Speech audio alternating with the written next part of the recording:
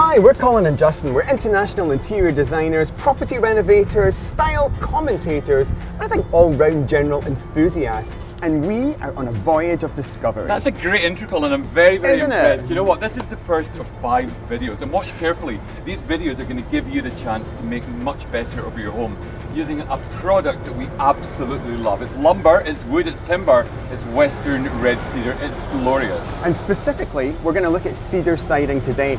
In our experience as renovators, there's no better way, no more cost-effective way to transform a building than to change the siding. So to find out much, much more, we're speaking to Mr. Jake Power. Sir, how are you? Good to see you, fellas. Good morning, Great to have you a here, bearded woodsman. Yay. First up, the smell here is absolutely incredible. It's aromatically perfect. It's a gorgeous product to work with. Tell us a bit more about what you're dealing with here. So this is rough green Western Red Cedar that just came in from the sawmill. So we're going to be sorting, chopping, drying, and eventually running it to a profile to be used on a home. Right, wow. And so there's lots of options available. You know, if we want to do different things with cedar siding, you can make it happen. Well, I'd be honored to take you guys through some of the different options we have in siding patterns and profiles. Maybe we want to take a run down there and have a look at some of the different options. Yeah, fantastic. Let's do it. Great. So here we are at the kiln. This lumber is on our kiln carts, ready to be pushed in. This is the material that we pulled out of the green chain that we're happy with our customers going to like. It's the right product for the customer. So we're going to drive it in. It's going to be inside the chamber, which is just like a big oven. It's heat, it reduces the humidity, things like that. And it'll stay in there for 8 to 10 days. At the end, the moisture content will be somewhere in the range of 8 to 12%. And then after that, then we'll run it to our finished pattern. So all of this is going to disappear into that building. That's right. We have big train tracks on the bottom. These are big rail carts, and we got a forklift down at the end that pushes it right in. And then when it's dry, we pull the whole thing out. So it goes all in and out as one unit. Wow. And how long will it take to be completely dry? This one will be about 8 to 10 days. Okay. Yeah. Do you guys want to see what it's like inside? See what our burn here? See what our siding's going through? Let's see. They get in there. People pay a lot of money for that kind of treatment. Oh my God, it's insane.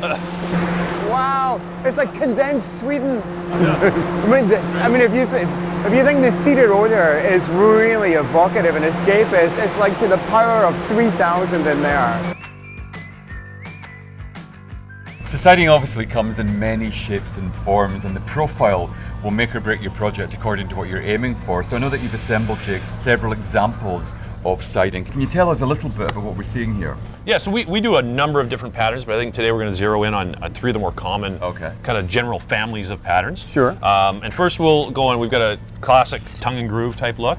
And when this is fit together, it gives you a nice, we call this a fine line exposure. Yeah. So it gives a bit of a shadow line on the wall. Okay. And the purpose of a fine line is it gives this space here, so it shows a bit of depth to the pattern. You get to see a little bit of what the shadow lines show up. Sure, yeah. But additionally, because wood's an organic substance, it's always moving, right? Right. When moisture comes in, it swells, and when it dries, it shrinks a bit. So if you have it right butted up, that can separate, or it can lap up. This gives it room to separate and expand and contract without anyone noticing. Okay, Yeah. okay, Right. okay. Okay, well, you know, that's really refined, isn't it? You know, and really defined as well. So would you use that in somewhere modern? I think so. That's a real West Coast contemporary look, and it's really popular on the West Coast right now. Okay. So this filler down here, what have we got? So this is a bevel siding pattern, and what you do is you have, they just lap like that, right?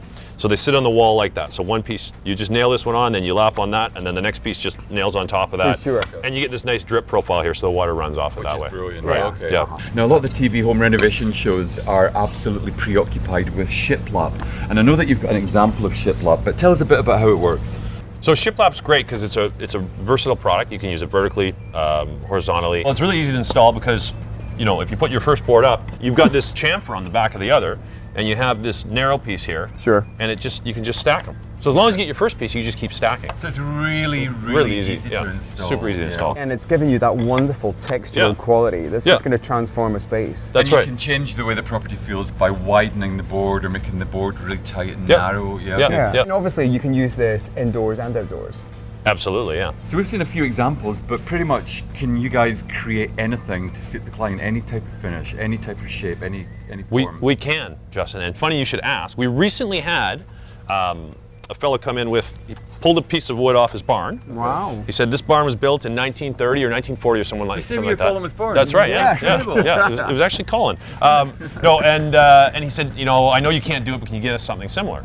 And so we said, well, yeah, sure, I mean, we can do exactly that. So we took their pattern and we cut a nice clean end, and we got our rulers out and pencils, and we started drawing it, and then we reproduced it in the computer. And I'll show you guys actually the process. We took it through all the steps, and at the end, we're going to produce a finished product just like that. Wow. What I'm loving here is the fact that we're looking at a piece of Western Red Cedar that's the best part of 90, 80 years old. Yeah. Yet it's still in really good condition, Yeah. and I think that speaks really well to the whole sustainability thing. Yeah. Yeah, but then imagine you've got an older building and you want to add another property and you want it to echo the heritage and the history of what's there already. You can do that. You can actually make that happen. Right. So you could do an addition to this building and have a new piece butt up against the old piece and just continue on. I would love that. Yeah. I think to marry past and present is a really good kind of thing to do with a project. This is great. I'm really impressed.